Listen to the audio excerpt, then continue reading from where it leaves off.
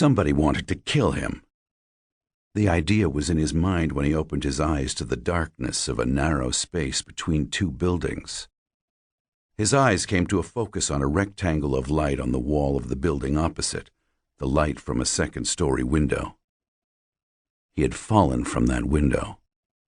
Lying perfectly still, he stared at the rectangle of light as if his life depended on it, yet an awareness was creeping into his consciousness that the window no longer mattered. Only one thing mattered now: escape. He must get away, clear away, and as quickly as possible. There was throbbing in his skull, the dull, heavy beat that was driving everything else from his brain. Impelled by what urge he could not guess, he lifted a hand toward his face. There was a twinge of pain from the arm. Then he touched his face. He did not know to whom the features belonged. Gingerly, he touched his skull. There was half-caked blood and a deep wound in his scalp. His hand dropped to his shirt, which was stiffening with blood.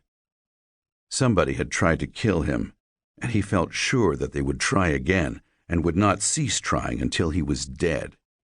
Nothing else remained in his memory. Stiffly, he turned his head, looking first one way and then the other.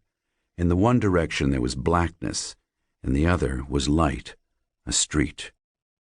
He was conscious of a faint stirring from the darkness behind the buildings. Something or someone was creeping along in the blackness, some enemy intent upon his destruction. Heaving himself from the ground, he half fell against the building behind him. He remained there for a moment, struggling to gather himself for an effort, for he must escape. He had to get away. A hand went to his hip.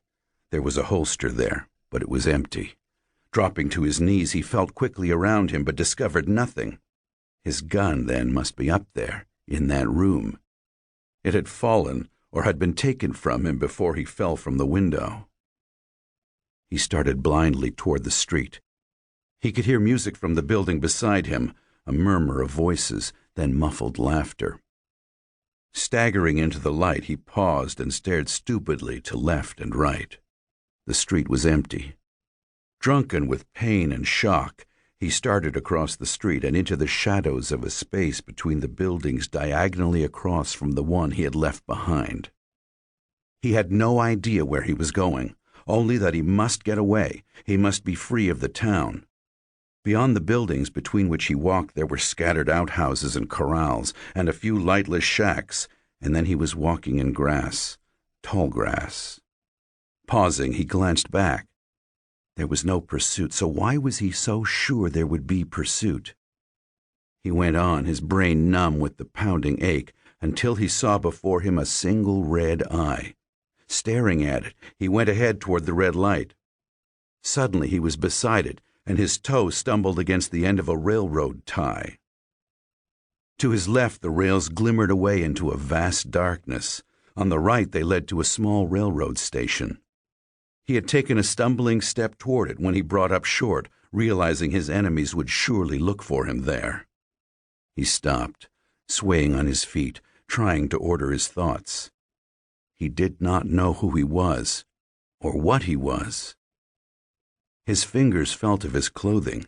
The coat was tight across the shoulders, and the sleeves were a bit short, but it seemed to be of good material.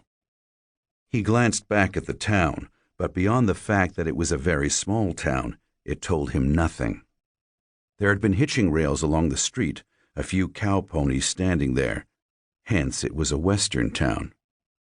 He had heard the whistle a second time before it dawned upon him that a train was coming, and he would, if he remained where he was, be caught in the full glare of the headlight. He dropped into the grass not an instant too soon as the train came rushing out of the night. A train offered escape.